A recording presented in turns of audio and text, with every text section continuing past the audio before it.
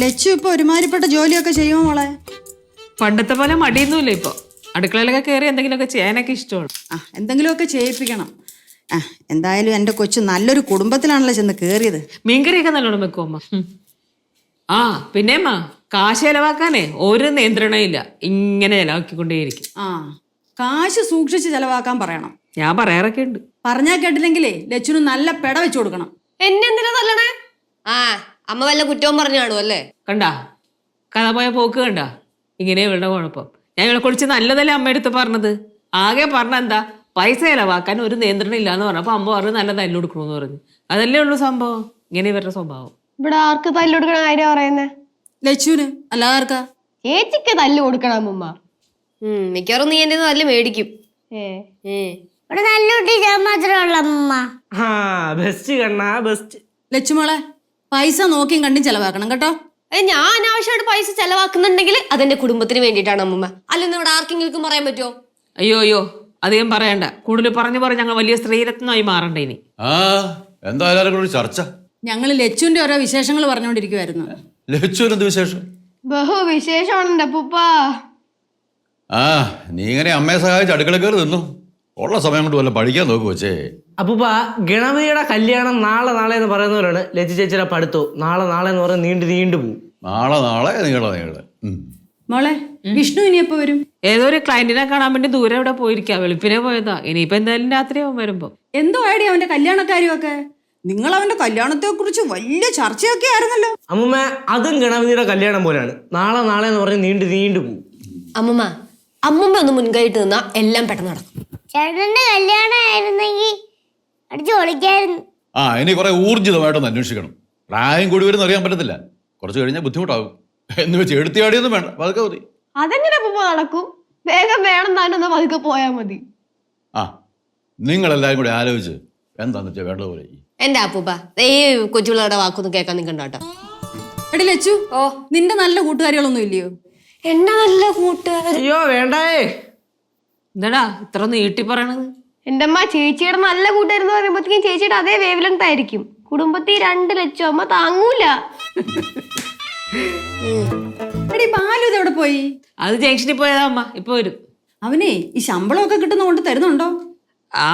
തരലെന്ന് വെച്ചാ പിടിച്ച് വാങ്ങണം. എടി അവൻ എത്ര രൂപ ഉണ്ടടി ശമ്പളം? അതൊന്നും കൃത്യമായിട്ട് പറയാറില്ല അമ്മ. നീക്കിയിരിപ്പല്ലോ ഉണ്ടോടി? അതൊന്നും നമുക്കറിയില്ല. അവനെ അങ്ങനെ വിട്ടാലൊന്നും പറ്റത്തില്ല. പിടിച്ച പിടിയാലേ പിടിക്കണം. ഞാൻ ചില വഴികളൊക്കെ ഇങ്ങനെ ആലോചിക്കണ്ട്. നോക്കട്ടെ. ഇനി വരട്ടെ, ഞാൻ ചുമ്മാ ഒന്ന് ഇട്ടെടുക്കാൻ ശ്രമിക്കാം. അമ്മ ഇട്ടെടുത്തോ, പക്ഷെ അടിയാവരുത്. ഇവിടെ ബാക്കിയുള്ളവർക്ക് സമാധാനമായിട്ട് ഇവിടെ നിക്കണം. അതുകൊണ്ട് നീ അവനെ വഷളാക്കുന്നത്. അച്ഛോ അച്ഛാ ഒന്ന് വിളിച്ചോണ്ട് പോച്ചാ, ഞാൻ എന്തെങ്കിലും ഇവിടെ പണി ചെയ്യുന്നുണ്ട്. ശരിയാവത്തില്ല. അമ്മയും മക്കളും എന്താന്ന് വെച്ചാൽ ചെയ്തോ, ഞങ്ങള് പൊക്കോളാം.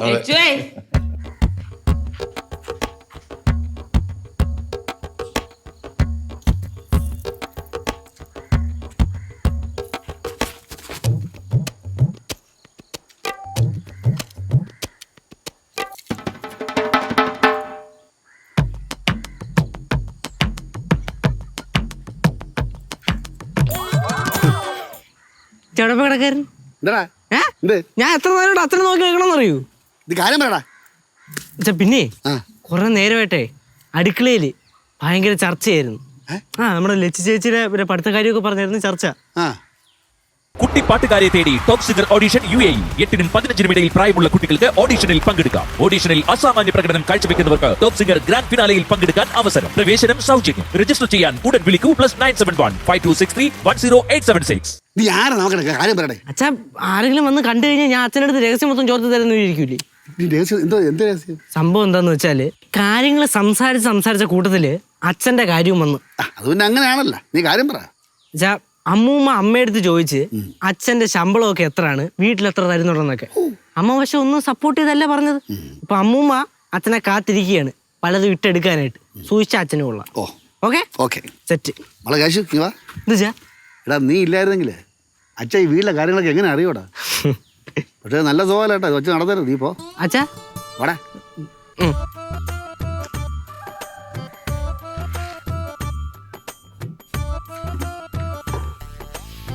അച്ഛൻ വന്നാ? ഓ, എന്ത് അച്ഛനൊന്നും വാങ്ങിച്ചില്ലേ? വൈകുന്നേരം വാങ്ങിക്കാം. എന്നാ ശരി. പോണോ? പോണ്. ഓ,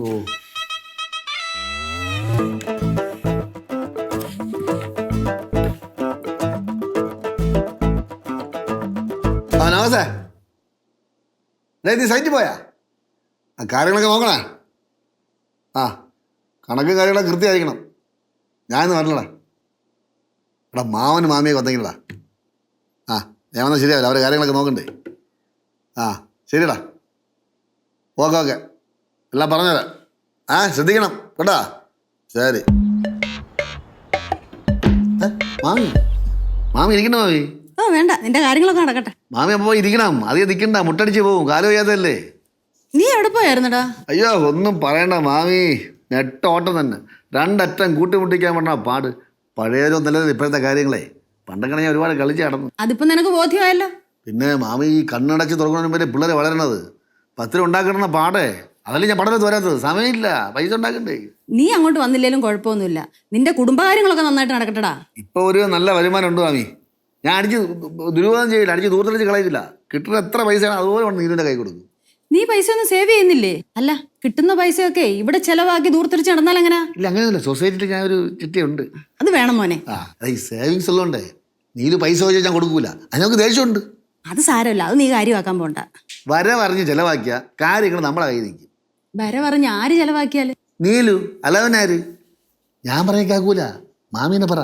ഞാൻ എന്തു പറയാനാടാ? മാമ ഇപ്പൊ 2-3 വരുമാനം ഇവിടെ ഉണ്ട്. എല്ലാം കൂടെ എനിക്ക് നോക്കാൻ പറ്റൂല.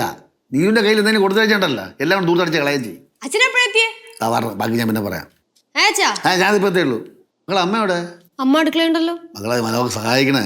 മാമി ഇപ്പൊ അവൾക്ക് പഴയൊന്നും വയ്യ.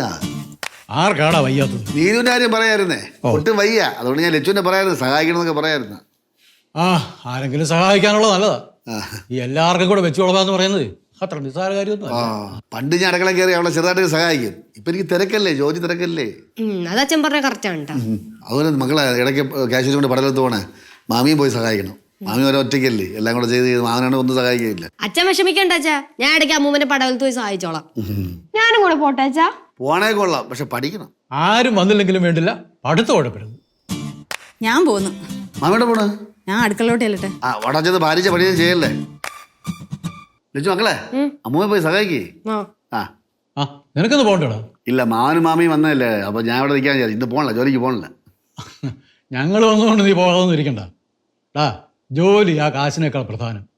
ജോലി കൃത്യമായിട്ട് ചെയ്താൽ വരുമാനവും താനേ വന്നോളൂ. ഓ വരുമാനം കാശ് അനക്കാലം വരുന്നല്ലോ ബന്ധങ്ങള്. ബന്ധത്തിനൊക്കെ വിലയുണ്ടെന്ന് പിന്നെ കൊള്ളാം.